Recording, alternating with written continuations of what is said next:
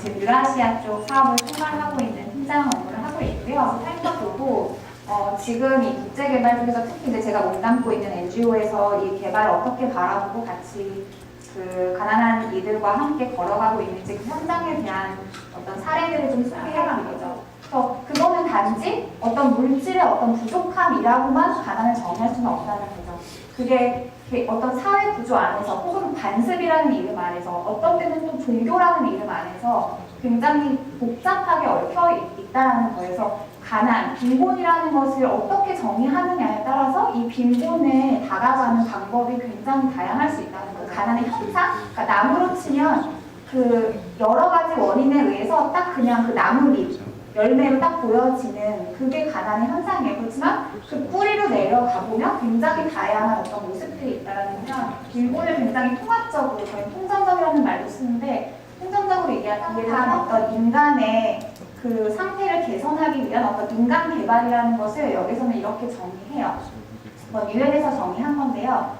인간들이 선택할 수 있고 성장을 할 수 있고 그다음에 어떤 자유 의지를 가지고 건강한 삶을 누리고 교육에 대해 접근할 수 있고 기본적인 의식주를 누릴 수 있고 그다음에 참여하고 의사결정하는 것 이것을 인간 개발이라고 여러분 아마 배우셨을 거고 이해하실 수 있으라거나 그러니까 이런 어떤 현장에서의 그런 되게 다양한 다이나믹들을 어떻게 잘 이제 소화를 해가면서 지역 주민들의 목소리를 들을 수 있느냐가 현장에서 늘 부딪히는 이제 어려움이자 재미 중에 하나고요. 지역 사회에서 어베일러블한 이제 자원들을 활용하는 거예요. 그래서 예를 들면 동일하게 가난한 마을인데 그래서 다 소득 수준도 비슷하고 생활 환경이랑 습관이랑 비슷한데 어느 집 아이는 유독 통통한 거예요.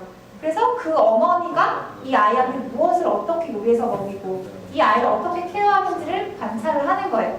그러면 이 어머니한테 뭔가 분명히 이 아이의 영양에 도움이 되는 그런 습관이라던가 어떤 조리 방식이라던가 뭘 하나를 더 활용하는 게 있다. 프로젝트의 어떤 시작점도 그렇지만 이 나가는 어떻게 잘 끝마칠 것인가 그리고 그 끝마친다라는 게 기관의 입장이잖아요. 그렇지만 이 개발이라는 건 지역사회의 입장에서는 계속되는 거잖아요.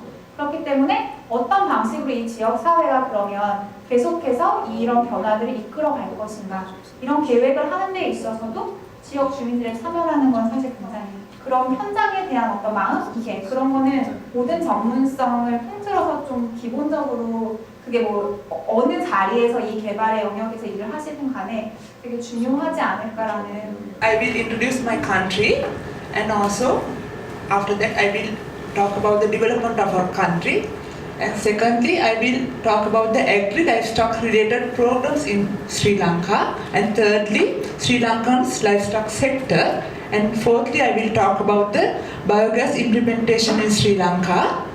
First I will talk about the benefits of the biogas and secondly biogas models in Sri Lanka and also the contribution of biogas in Millennium Development Goals.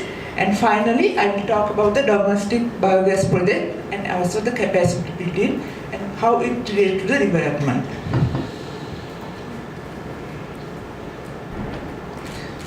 This is our Sri Lankan map and we are having 9 provinces and Sri Lanka is here.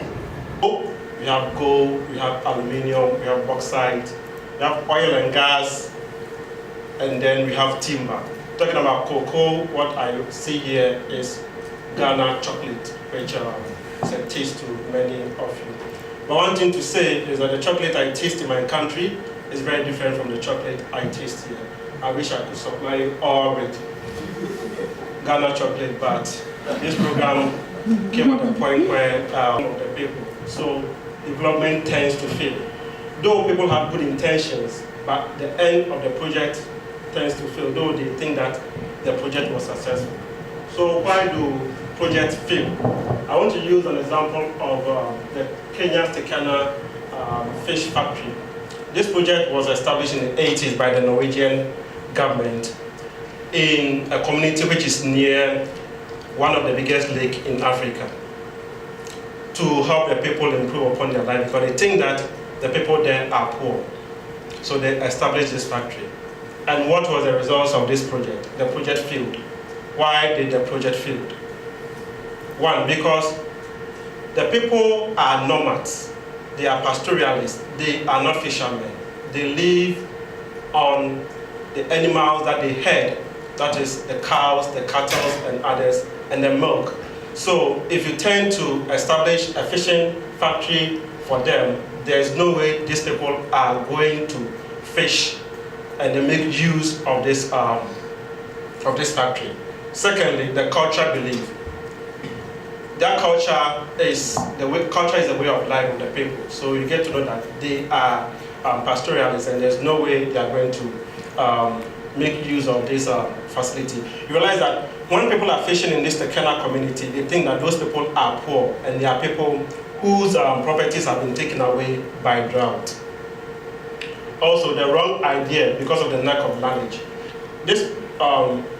This project was brought from outside. It wasn't executed from within. So from the Norwegian government, it was their thought, and they think that this project will improve upon the life of the people. The lack of monitoring and the high operating cost. This Tekena community is very far away from the nearest city, and the main infrastructures linking this community to the city was very poor. Poor roads, poor telecommunication lines. They were not having electricity, so the plant was being operated on by diesel. And you realize that people were not storing their fishes in this fishing factory, so the operating cost was becoming higher and higher. What are the strengths of Nepal for development? Similarly, why is still LDC, least developed country? Why Nepal is still a least developed country, or how to develop Nepal? For this, I am going to talk about some political issues, economic issue, infrastructure issue, education, social issue, and some other but important issues like entrepreneurship environment, good governance, and open border with India, China, like that. 당신은 사랑받기 위해 태어난 사람. 당신의 삶 속에서 그 사랑받고 있지요. 당신은 사랑받기 위해 태어난. 우리가 하려고 하는 일이 뭐냐? 우리가 하려고 하는 일이 결국 뭐예요? 결국은 사람이 변하는 거예요. 그게 이제 우리가 소위 이 성경에서 우리가 대위임령이라고 말하는 그레이트 커미션이라고 말하는 그 마태복음 28장 19절로 20절에 있는 말씀으로 하면은 우리가 하려고 하는 일을 이제 제자를 삼는 일이라고 했어요. 그렇죠? 너희는 가서 모든 민족을 제자로 삼아 이거 있죠? 제자가 되게 해야 되는 거예요. 그리스도의 제자가 되게 해야 되는데 사실은 여기서 이 봉사는 이 제자가 되게 해야 된다는 거 하나밖에 없어요. 나머지는 다 그걸 설명해 주는 건데, 근데 그 제자가 되는 내용이 뭐냐? 아버지와 아들과 성령의 이름으로 세례를 주라고 했어요. 그렇죠? 그러니까 제자가 된다는 것인데 세례를 받게 돼야 된다는 얘기거든요. 그 세례를 받게 된다는 말은 뭐예요? 이 정체성이 달라지는 거예요. 그렇죠? 거듭나는 거, 새로운 피조물이 되는 거, 거듭나는 거, 그렇죠? 이전과는 다른 사람이 되는 거, 그렇죠? 그러니까 그런 정체성의 변화죠. 태초부터 시작된